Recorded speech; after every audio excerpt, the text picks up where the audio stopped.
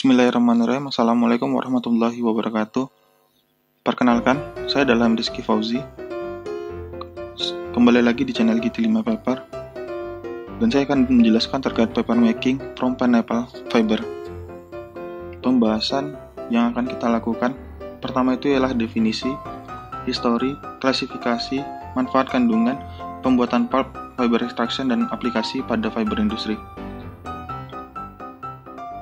Kita masuk ke pembahasan pertama ialah definisi. Definisi dari yang akan kita bahas itu adalah definisi serat alam. Adalah jenis-jenis serat sebagai bahan baku industri tekstil, kertas, dan lainnya yang diperoleh langsung dari alam. Berdasarkan asal-usulnya, serat alam dapat diklasifikasikan menjadi 3 kelompok, yaitu serat yang berasal dari binatang, bahan tambang, dan juga tumbuhan. Menurut Kirby tahun 1963. Kita masuk ke serat alam tadi. Seperti yang kita tahu tadi ada animal fiber atau serat hewan, itu contohnya wool, sutra, cashmere, ilama, dan camel hair atau rambut unta. Yang kedua ialah mineral fiber, bahan baku tambang, misal serat asbes. Vegetable fiber atau serat tumbuhan, contohnya adalah serat yang diambil dari batang, misal serat jute, flax, hemp, dan rami. Serat yang kedua itu yang diambil dari biji, misal serat koton dan kapok. Serat yang ketiga ialah serat yang diambil dari daun, misal abaka, honoquin, sisal, daun nanas, dan lidah mertua. Pembahasan selanjutnya adalah histori. Tanaman ini berasal dari Brazil dan dibawa ke Indonesia oleh para pelaut Spanyol dan Portugis sekitar tahun 1599. Pada tahun 60-an, petani-petani di Filipina sengaja memelihara tanaman nenas, terutama untuk diambil daunnya sebagai bahan baku serat kualitas tinggi. Tetapi, penggunaan serat daun nenas akhirnya berkurang. Akibat munculnya serat-serat sintetik yang segera menguasai pasar dikarenakan harga jual serat sintetik lebih murah dan akan memberikan keuntungan yang banyak untuk para pelaku dagang. Di sini berarti dikarenakan lebih ekonomis. Klasifikasi nanas. Pertama itu kingdomnya adalah Plantae, divisinya adalah Magnoliophyta atau tumbuhan berbunga, kelasnya adalah berkeping 1, Lilopsida, ordonya adalah Bromeliad, genusnya adalah Ananas, spesiesnya adalah Ananas compusmer. Pembahasan selanjutnya adalah manfaat. Nanas merupakan buah yang memiliki banyak manfaat. Pertama, rasa manis dan asam yang dihasilkan enzim nitrik dan malic acid dalam nanas sering dimanfaatkan untuk membuat masakan asam manis. Selain itu, nanas juga berkhasiat untuk anti radang, membantu pencernaan di lambung, menghambat pertumbuhan sel kanker, dan mencegah pengumpulan darah. Kandungan dari serat nanas itu ada alpha-selulosa, pentosan, lignin, abu, dan juga silika. Apa itu alpha-selulosa? Di sini akan kita ulas. Alpha-selulosa adalah selulosa berantai panjang, tidak larut dalam larutan NaOH 17,5% atau larutan basa kuat dengan derajat polimerisasi 600-1500. Beta selulosa ini selulosa berantai pendek, tapi dia bisa larut dalam larutan NaOH dan juga derajat polimerisasinya rendah 15-90. Gamma ini dia itu sama pendek dan sama-sama bisa larut dalam NaOH dan derajat polimerisasinya itu kurang dari 15, dimana rendah berarti derajat polimerisasi dari gamma selulosa ini.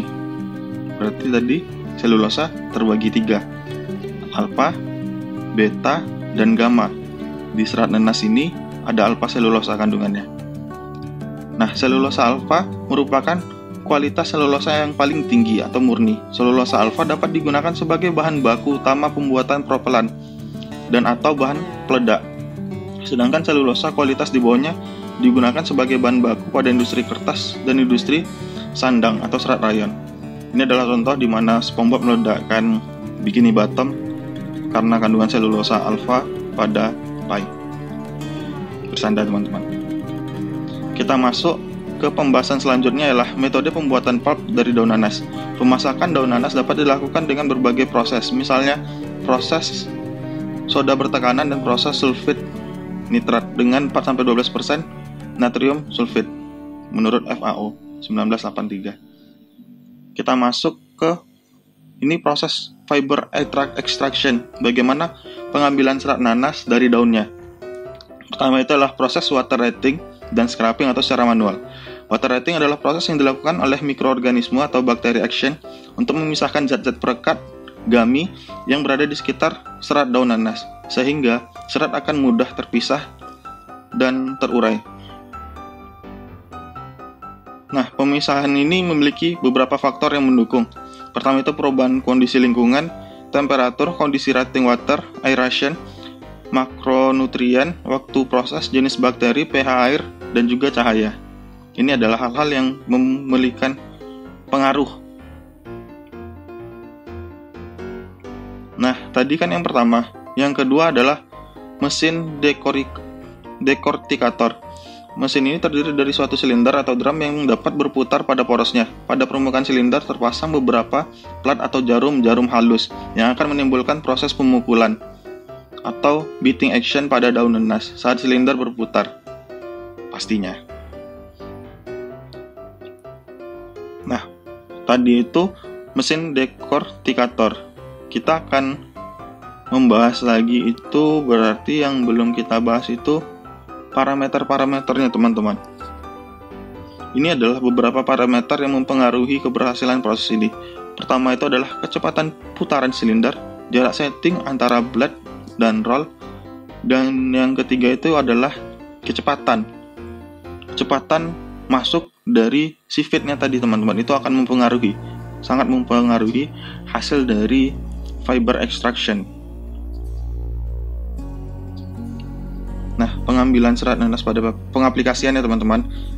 Baiklah, di serat nanas ini bisa jadi serat fiber, filter, kertas sigaret, dan kertas tisu. Dan bisa kertas-kertas yang lainnya teman-teman. Kita masuk ke tahap paling akhir, yaitu kesimpulan. Mari kita bacakan kesimpulannya teman-teman. Serat nanas merupakan salah satu jenis dari serat alam yang dapat digunakan dalam pembuatan kertas, industri tekstil, dan lainnya. Hal ini dikarenakan kandungan selulosa atau alfa selulosa dari serat nanas tersebut. Jadi kita bisa memanfaatkan kandungan semua tanaman yang memiliki kandungan selulosa sebagai bahan baku pembuatan kertas. Tinggal dicari kandungan mana yang tinggi, kandungan mana yang rendah, teman-teman. Yang kedua itu, proses pemisahan serat nanas dari daunnya dapat dilakukan dengan dua cara, yaitu proses water retting dan scraping, yang tadi itu menggunakan bakteri, dan yang kedua itu menggunakan mesin dekortikator. Baiklah teman-teman, ada sedikit quote yang saya dapat dari aplikasi LinkedIn. By learning you will teach, by teaching you will learn. Maksudnya di sini, ketika kamu belajar, kamu akan mendapatkan apa ya teman-teman, teach, kamu akan dapat ilmu. Jadi intinya kamu nggak boleh kapok untuk belajar dan tidak boleh kapok juga untuk mengajari, karena pasti akan ada benefit yang kamu dapatkan ketika kamu melakukan proses-proses ini teman-teman. Baiklah, sekian dari saya, I'm Rizky Fauzi, GT5 Paper. Terima kasih, selamat pagi, siang, sore, malam, dimanapun teman-teman berada.